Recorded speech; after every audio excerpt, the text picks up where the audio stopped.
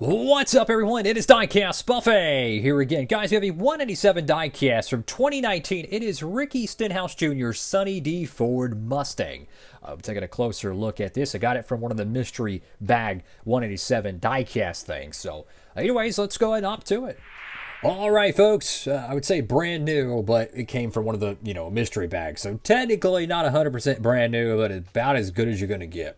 So the whole car is actually sprayed with a matte finish. You can barely tell that until you look at maybe the wheels. Look how shiny they are. And then look at the door panel, the hood, the roof. Very cool. That's the first matte finish 187 diecast I have seen in person. So maybe you've never seen one of these recent, I say recent, well, it is recent, about 5 to 6 years ago. These were all over the retail stores, the 187 Nascar Authentics line.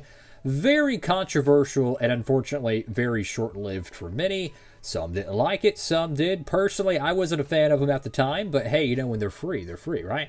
You get them from the little mystery bag. Sometimes Circle B sends them in, and they're kind of cool, to open up and, to check out and talk about. They're cool in my opinion if you kind of look at them from a whimsical standpoint and not really a serious standpoint. That's kind of how I feel about them. So let's just go ahead and hop to it. It's got Sunny D right there on the hood of the car. You have like this bubble pattern, which looks really cool. It kind of reminds me a little bit of like GTA 4's phone backgrounds. I don't know why, but it does. I'm old, I know. I got Ford right there. The front of the diecast, a little bit sloppy there, but it happens. Mustang at number 17. Moog Edelbrock, and then you have Sunoco. Got Roush Fenway Racing. This is before Keselowski would join. Now, obviously, this is a 187 diecast, so I kind of have to do the diecast review a little bit differently. I'm used to the 164 scale. And I think we did a review on the 164 scale of this back when it first came out in 2019, because I used it for the Duralast Cup Series, I think.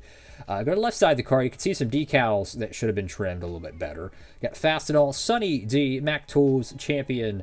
Get number 17. Mechanics were 3M, K&N, NASCAR, Race Car, Goodyear. You got Stenhouse Jr. Name banners a little bit too far back, in my opinion. Ford Sunny D, fifth, third, and I forget what that logo is. I think it was Performance Motor Oil or something. It was a short-term sponsor they had for the late 2010s, I think.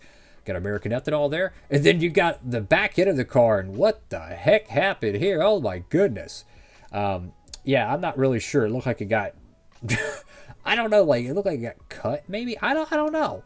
That's interesting. When I took the diecast out of the mystery bag, I didn't notice any peeling or anything. If it was sitting in a box that was 130 degrees for hours, I could imagine something like that. I do notice, is that rust? I'm not really sure. That could be like rust or grease. I'm not. What the heck? I have no idea what that is. That is interesting. Okay, I have no idea. That's interesting. We learn something new every day. So we got Sunny D right there, Ford, number 17.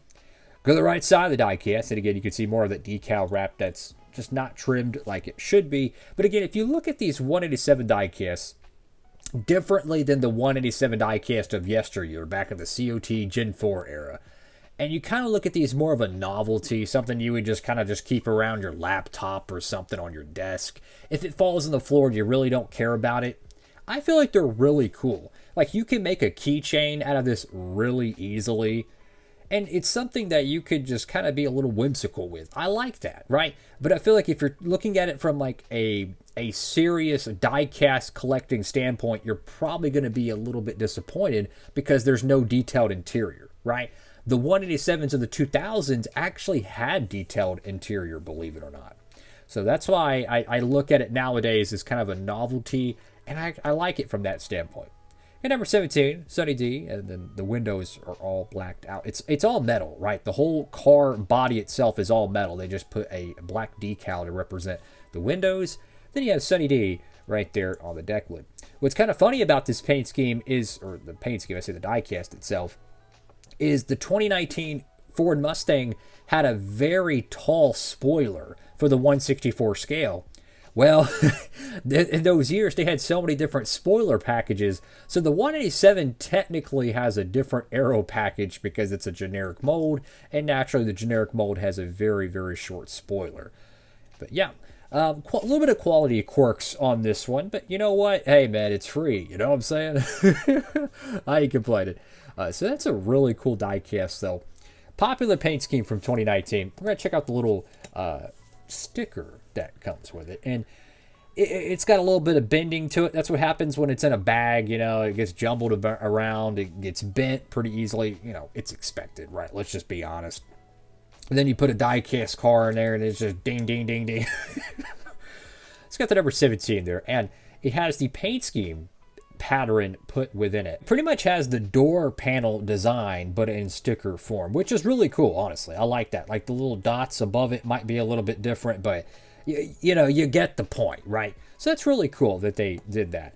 And if you're curious, some of these 187s are kind of hard to find. Some of them are really easy to find. So just like the 164 scale, some of them are a little bit more uncommon. Some of them were pretty easy to get.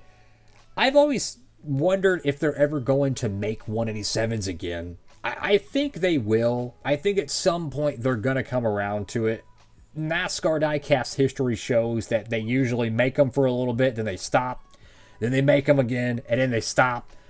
I have a feeling they're going to come back. They made them pretty much all throughout the 2000s. They made them in the 1990s. They had one that was actually smaller than the 187 scale diecast, believe it or not. Check it out. They have some of those. I think they were made by Racing Champions. Could be tripping on that.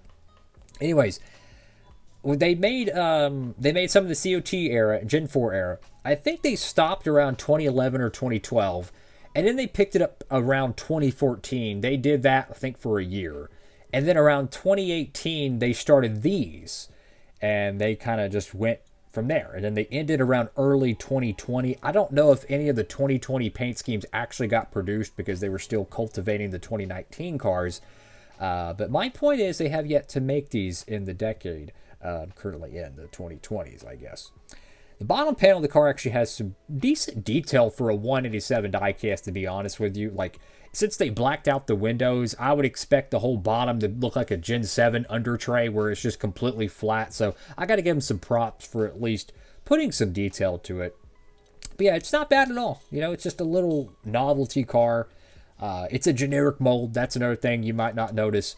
It looks a lot like the 2018 Ford Fusion, but it is just a generic mold. The Chevys, Toyotas, they all have it. I would say it's definitely very close to the 2018 Ford Fusion and the 2013 Chevrolet Cup car. So that's my honest opinion on that.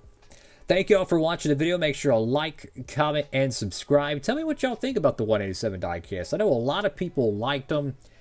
I didn't like them when they first came out. If you remember watching my videos, I was very, very critical of the 187 diecast back then. I was not happy with them, especially when they started putting some exclusive diecasts in the 187 line. I'm like, I want that in a 164. I don't want that in a freaking 187.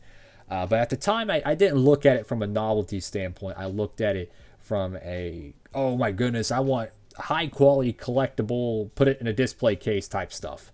That's not really what they were intended for. They were intended to be something you buy, you put it on a keychain, you put it on your desk. If it falls off, if it flies across the room, big deal. That's kind of how they work. That's all for now. Diecastbuffet signing off.